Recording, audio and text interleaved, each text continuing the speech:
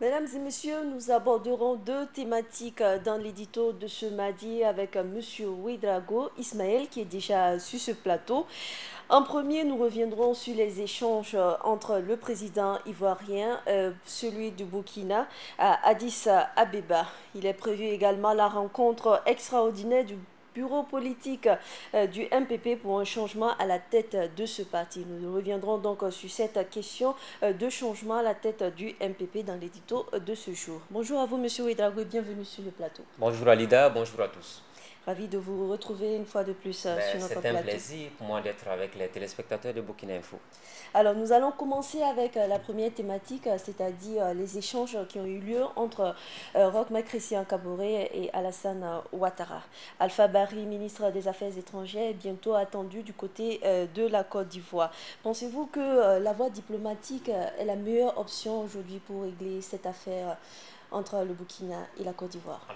La voie diplomatique semble l'alternative qui s'impose aux deux pays pour régler définitivement ce malentendu qui est né notamment de ce mandat d'arrêt international qui a été émis contre le président de l'Assemblée nationale de Côte d'Ivoire, Guillaume Soro. Alors, ce qu'il faut savoir, c'est que la complexité de ce dossier, c'est qu'on s'attaque à une personnalité de choix en Côte d'Ivoire. Vous avez la deuxième personnalité politique en Côte d'Ivoire qui est touchée, notamment dans l'histoire des écoutes téléphoniques. Guillaume Soro qui a beaucoup de choses à dire par rapport justement à ce coup d'État manqué du 15, 16, 17 septembre 2015 au Burkina Faso avec les échanges qui ont été entendus entre lui et l'ancien chef des putschistes qui est le général Gilbert Diendéré qui est actuellement détenu au niveau de la MACA, la maison d'arrêt et de correction des armées.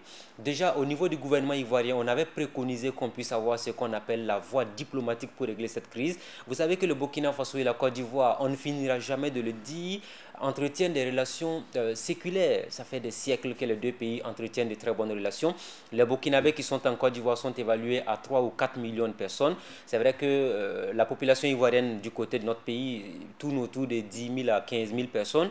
Mais on ne va pas continuer indéfiniment à polémiquer sur le nombre de ressortissants burkinabés en Côte d'Ivoire ou de ressortissants ivoiriens au Burkina. Le plus important, c'est que nos deux pays sont liés intrinsèquement par beaucoup de facteurs.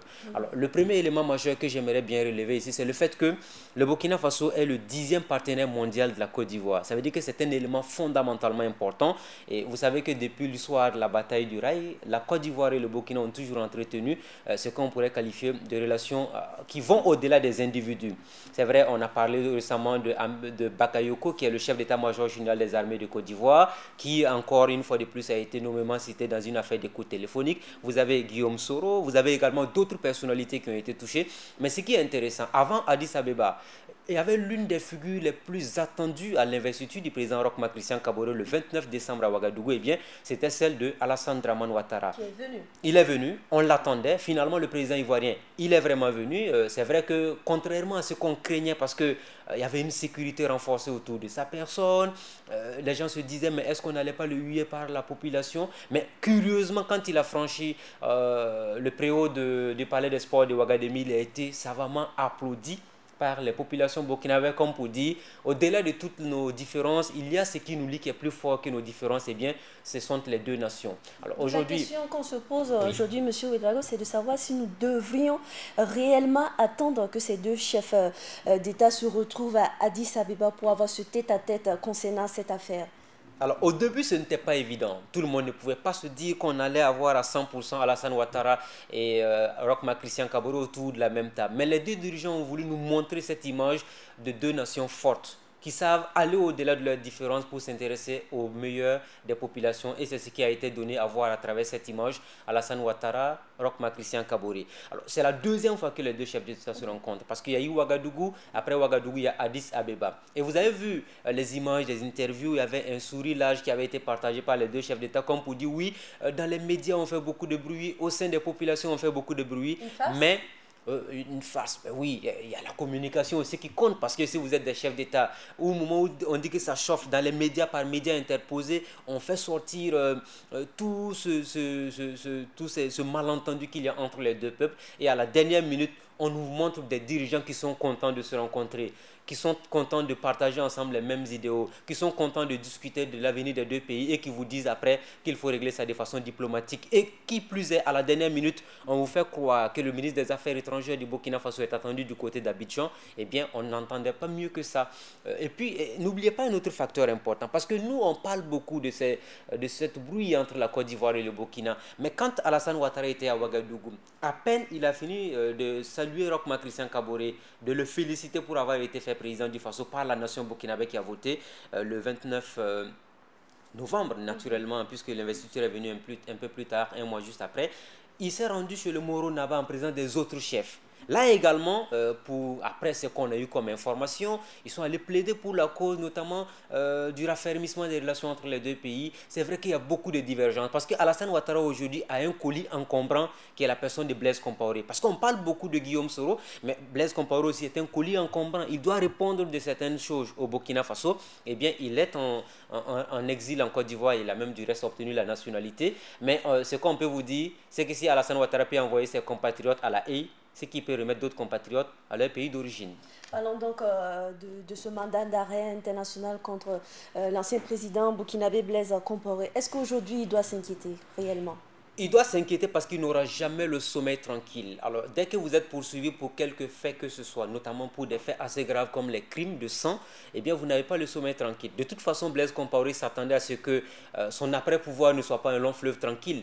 On a voulu lui faire croire qu'il y avait une autre vie après la présidence du Faso. Effectivement, c'est vrai. Il y a une vie après la présidence. Mais je dirais aussi que quand on a le courage de diriger un pays sur environ 30 ans, de dire à la population tout entière que j'aime mon pays, je travaille pour le Burkina Faso, vous ne devez pas avoir peur de la justice de votre pays. S'il revenait dans son pays, qu'on l'arrêtait, qu'on le jugeait, peut-être que Blaise Compaoré ne vivrait pas les mêmes sévices, je dirais, d'incarcération comme les détenus de droit commun, comme les petits délinquants qu'on attrape, qu'on met à la Mako avec une surpopulation carcérale qui dépasse l'entendement humain. On pourrait lui dire, vous êtes un ancien président, vous avez été condamné, comme à l'image de Moussa Traoré, rappelez-vous, au Mali. On l'a condamné, après on l'a exilé un peu plus loin de la capitale, résidence surveillée, après finalement on vous accorde une grâce. C'est-à-dire que si Blaise Compaoré revenait au Burkina Faso aujourd'hui, la meilleure alternative serait qu'on le juge, peut-être qu'on va le retrancher dans son ranch des Ignares, l'enfermer définitivement là avec des soldats qui vont assurer sa sécurité. Le temps peut-être qu'avec quand il va prendre plus de l'âge, on va lui dire, ben, écoutez, il ne peut plus être encore un obstacle à l'émergence du Burkina Faso ou encore à l'instabilité du pays. Eh bien, on va lui accorder une grâce. Mais je pense qu'il fera preuve d'acte de courage de revenir dans son pays pour répondre des faits qui lui sont reprochés. Mais le choix de choisir une autre nationalité, notamment celle ivoirienne, ne l'écarte pas de cette justice burkinabé? Pas du tout. Ce que je dis, c'est qu'au-delà de tout, il a d'abord été président du Burkina Faso. Il a la nationalité du Burkina. C'est par alliance qu'il est devenu ivoirien. Alliance, cela s'entend parce que sa femme est d'origine ivoirienne. S'il a dirigé un pays pendant 27 ans, cela ne l'empêche pas de revenir dans son pays d'origine. Je pense que le minimum, même là, quand vous passez tout votre temps à fuir votre pays, vous n'êtes pas en sécurité, vous n'êtes pas dans la quiétude. L'idéal, c'est de revenir dans son pays pour répondre des faits qui lui sont reprochés. Alors aujourd'hui, on se demande à qui profiterait cette situation entre le Burkina Faso et la Côte d'Ivoire? C'est une très belle question parce que c'est la question que je me suis posée aussi très souvent. J'ai dit, mais qui a intérêt à ébruiter toutes ces affaires, toutes ces polémiques entre la Côte d'Ivoire et le Burkina Faso? On pourrait se dire qu'il y a des gens aussi qui ne voudraient pas que tout se déroule bien entre nos deux pays. Nous avons des relations économiques à entretenir. Vous savez que le Burkina Faso vient de sortir de contextes assez difficiles. La transition qui a été un moment assez particulier de l'histoire de notre pays. Avant la transition, après la chute de Blaise Compaoré en octobre 2014, les choses n'étaient pas assez évidentes. Aujourd'hui, on est en train de nous relancer sur le plan économique. On a un défi majeur, c'est la sécurisation de notre territoire après les attaques du 15 janvier, attaques terroristes qui ont frappé la capitale burkinabé. Donc du coup, on a besoin de tous nos partenaires. La Côte d'Ivoire, le Mali, le Niger, bref, tous les pays limitrophes, on en a besoin. Donc du coup, la Côte d'Ivoire qui représente du reste un partenaire fondamentalement important pour nous, on n'a pas intérêt à ce que nos relations soient brouillées indéfiniment. D'accord. Alors on va passer à l'autre thématique qui est le changement au niveau donc, du parti du MPP, Roch-Marc Christian Kaboré, aujourd'hui président du Faso, de tous les Burkinabés donc, et Salif Diallo qui prendra sa place. Une analyse rapide. Oui, rapidement pour dire que c'est peut-être un message fort qui a été lancé aux militants du MPP. Pendant longtemps, je me rappelle que dans les chroniques, je leur disais, oui, vous avez soutenu un candidat, il s'appelle Roch-Marc Christian Kaboré, il a été fait président du Faso, mais vous devez savoir, quand vous êtes militant d'un parti politique comme le MPP, que Roch-Marc Christian Kaboré n'est plus le président du MPP, mais il est le président de tous les Burkinabés. Du reste, le président du Conseil constitutionnel, lors de la cérémonie d'investiture, a tenu à le rappeler pour dire, vous n'êtes plus le président d'un parti ou d'un clan ou d'une ethnie, mais vous êtes le président de toute une nation et vous devez travailler quotidiennement à servir cette nation-là de façon intégrale. Aujourd'hui, c'est bien que ce changement puisse être opéré à la tête du MPP. C'est vrai que c'est Salif Diallo qui a su l'intérim. Naturellement, il fallait s'y attendre. En tant que premier vice-président chargé de l'orientation politique du parti, on ne pouvait pas faire autrement. Et même si... alors de cette alternance prônée par le MPP, pourquoi n'avoir pas mis un jeune à la tête? Jeune à la tête, ça ne change pas grand-chose en fait. C'est un titre symbolique. Dans le fond, ça ne change absolument rien du tout. Et ça donc, dit que vous n'êtes pas dans le protocole. Travaillera toujours du côté du MPP? Il n'a pas le choix parce que dans 3 ans, que l'on le veuille ou non, il va commencer à penser à sa réélection en 2020. Donc du coup, c'est un titre honorifique parce que vous n'êtes même pas cité dans le protocole d'État. Ça ne veut absolument rien dire être président d'un parti politique, même s'il y a quelques honneurs qui à l'interne peuvent vous être accordés. Mais revenons sur le fait qu'aujourd'hui, c'est plus que jamais important que le président du Faso se départisse de cette appartenance à un parti politique pour se préoccuper plutôt de l'intérêt supérieur de la nation. D'accord. En quelques mots, monsieur Ismaël Ouedraogo, la dernière question. Quels pourraient être les enjeux des élections municipales pour le parti MPP quand on sait qu'il a fallu faire des alliances pour avoir la majorité absolue du côté de l'Assemblée nationale? Les élections municipales représentent un enjeu particulier. Vous savez que ce sont des élections de proximité, des élections locales. Là-bas, on peut voter quelqu'un qui est un bienfaiteur du quartier, un bienfaiteur, quelqu'un qui est dans le quartier, qui fait des petites actions de solidarité auprès des populations. C'est-à-dire que ça peut être également l'unité de mesure de l'implantation politique d'un parti politique, mais ça va émietter sérieusement les appartenances politiques parce que vous savez que ce sont les élections de proximité, le porte-à-porte peut marcher. Ça n'a absolument rien à voir avec des élections présidentielles et législatives. C'est vrai que c'est le 22 mai, finalement, la date qui a été retenue. Attendons de voir ce que cela va donner en termes de configuration de l'échiquier politique national pour les prochaines années à venir. Merci à vous d'être passé sur ce plateau. Merci. Mesdames et messieurs, c'était l'édito du jour avec Ismaël Ouedraogo.